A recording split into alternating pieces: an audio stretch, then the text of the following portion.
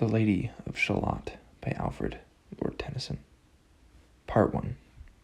On either side the river lie long fields of barley and of rye, that clothe the world and meet the sky. In through the field the road runs by, to many-towered Camelot. The yellow-leaved water-lily, the green-sheathed daffodilly, tremble in the water chilly, round about Shalott. Willows whiten, aspens shiver, the sunbeam showers break and quiver, in the stream that runneth ever by the island in the river, flowing down to Camelot.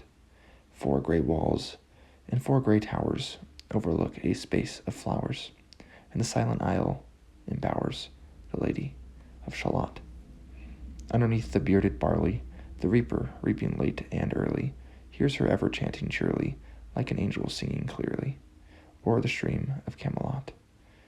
Piling the sheaves in furrows airy, beneath the moon the reaper weary, listening whispers, 'tis the fairy Lady of Shalott. The little isle is all enrailed with a rose fence and overtrailed with roses by the marge unhailed. The shallop fitteth silken sailed, skimming down to Camelot. A pearl garland winds her head, she leaneth on a velvet bed, full royally apparelled, the Lady of Shalott. Part 2. No time hath she to sport and play, a charmed web she weaves alway. A curse is on her if she stay her weaving, either night or day, to look down to Camelot. She knows not what the curse may be, therefore she weaveth steadily, therefore no other care hath she, the Lady of Shalott. She lives with little joy or fear, over the water running near. The sheep bell tinkles in her ear, before her hangs a mirror clear, reflecting towered Camelot. And as the mazy web she whirls, she sees the surly village churls, and the red cloaks of market girls pass onward from Shalott. Sometimes a troop of damsels glad, an abbot on an ambling pad, sometimes a curly shepherd lad, or a long-haired page in crimson clad, goes by to towered Camelot. And sometimes through the mirror blue the knights come riding 2 and 2. She hath no loyal knight and true, the Lady of Shalott. But in her web she still delights to weave the mirror's magic sights, for often through the silent nights a funeral with plumes and lights and music came from Camelot. Or when the moon was overhead, came 2 young lovers lately wed. I am half sick of shadows, said the Lady of Shalott. Part 3.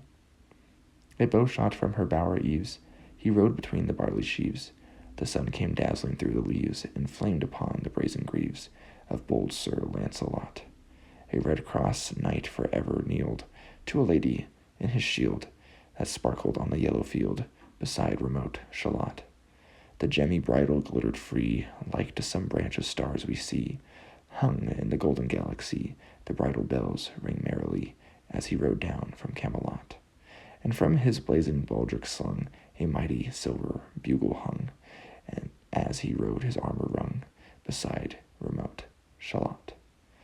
All in the blue unclouded weather, thick jeweled shone the saddle leather, the helmet and the helmet feather burned like one burning flame together, as he rode down from Camelot.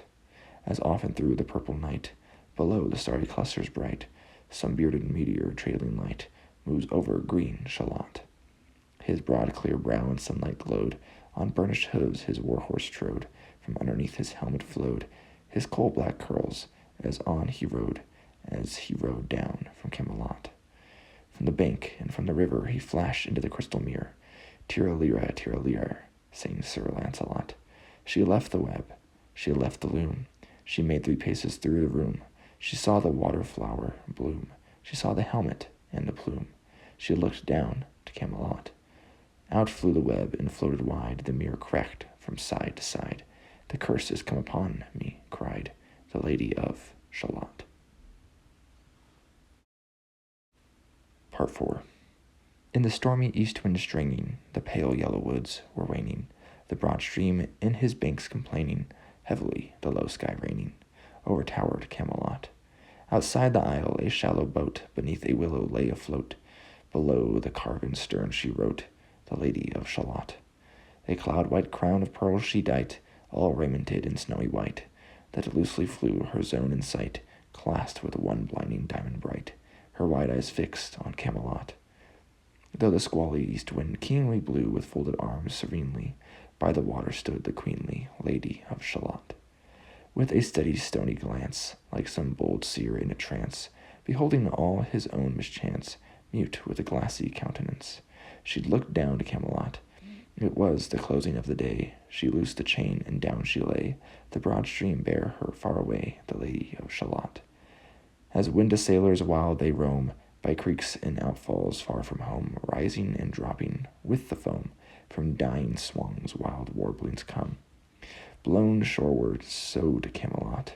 Still, as the boat head wound along the willowy hills and fields among, they heard her chanting her death song, the Lady of Shalott.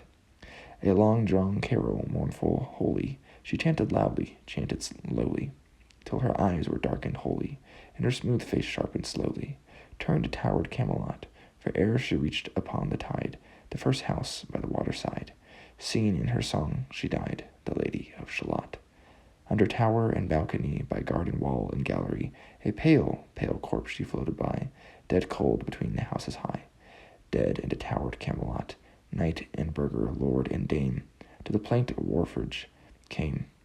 Below the stern they read her name, the Lady of Shalott. They crossed themselves, their stars they blessed, knight, minstrel, abbot, squire, and guest.